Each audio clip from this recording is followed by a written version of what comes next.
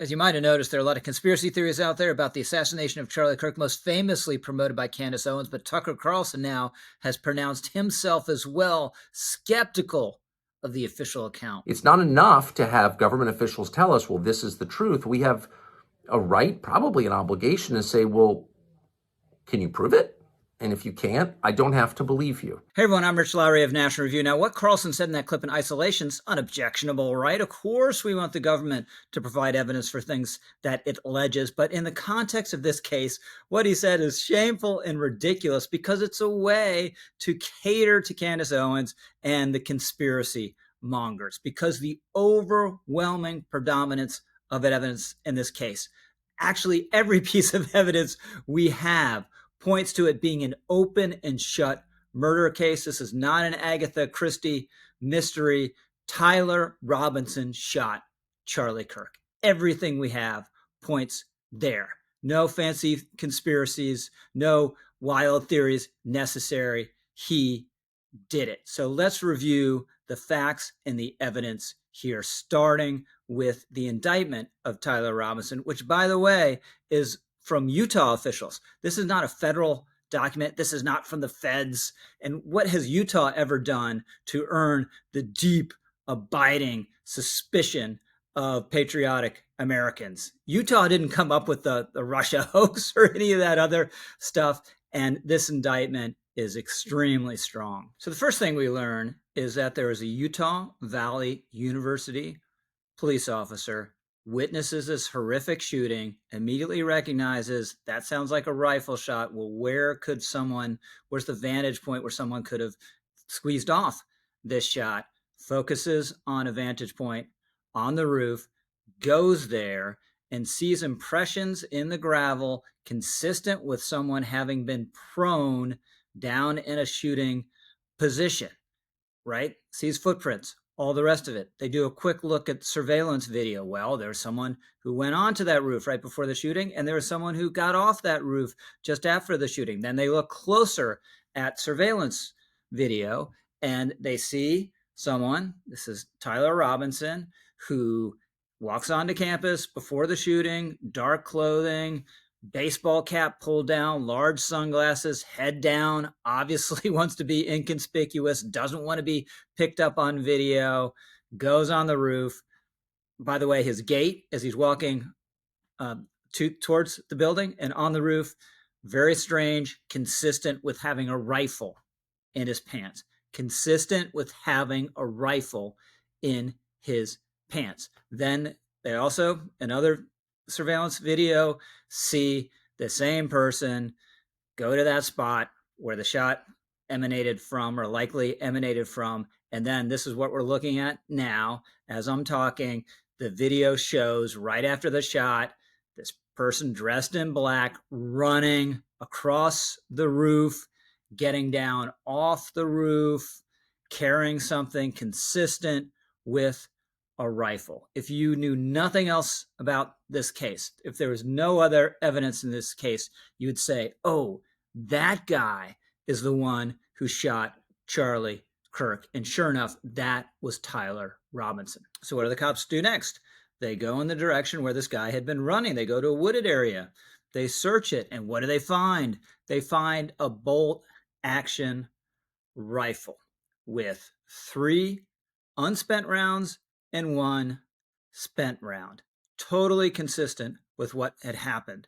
1 shot, everyone heard it, everyone saw it, and no spent casing on the ground. All consistent with a bolt action rifle. Now, after they capture Robinson, it emerges that his DNA is on the trigger, it's on other parts of the rifle, it's on the spent round, it's on 2 of the 3 other rounds, and it's on a towel that they found the rifle wrapped in.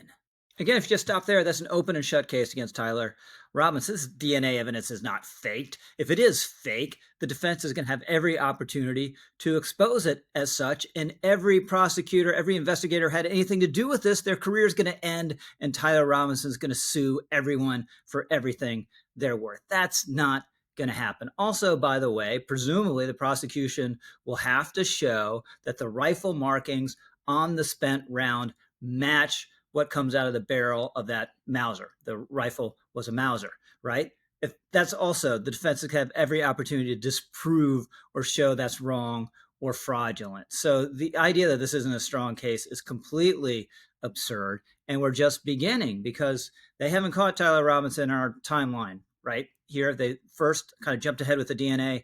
They find the rifle. They haven't found Robinson. They provide pictures to the public from that surveillance video. Who recognizes Tyler Robinson? His mother.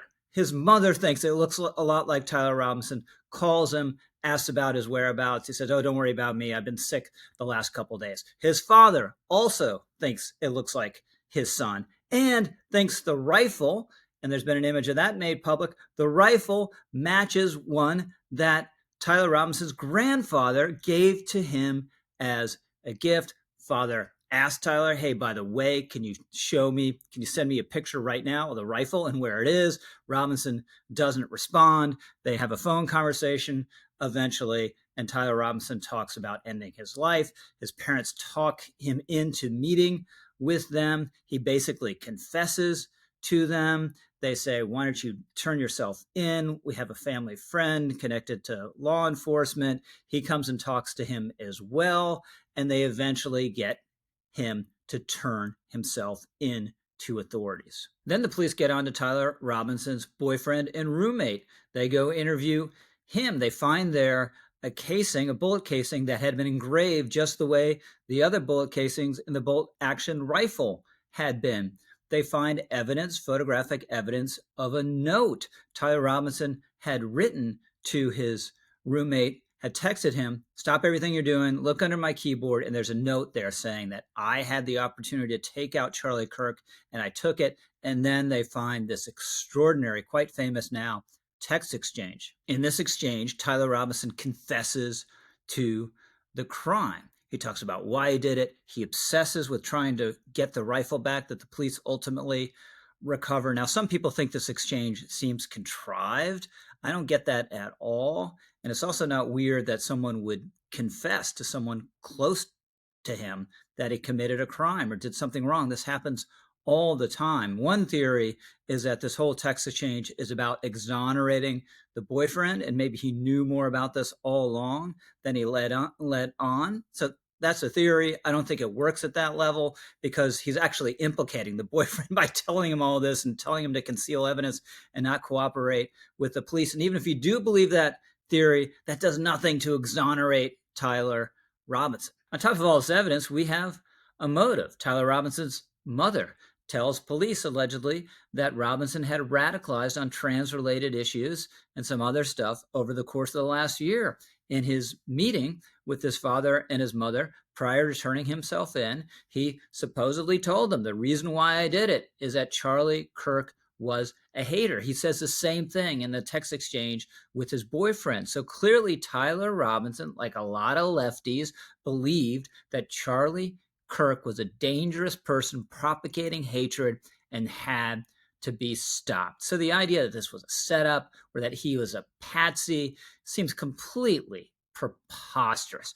Just imagine all the people that would have to be in on this, not just federal officials, but state officials and Kash Patel and Dan Bongino. If they're not in on it, they at least have to be complete incompetent idiots not to be aware of one of the worst abuses in their history of their agencies and worst outrages is being perpetrated right under their noses. And on top of all this, who else would have to be in on it?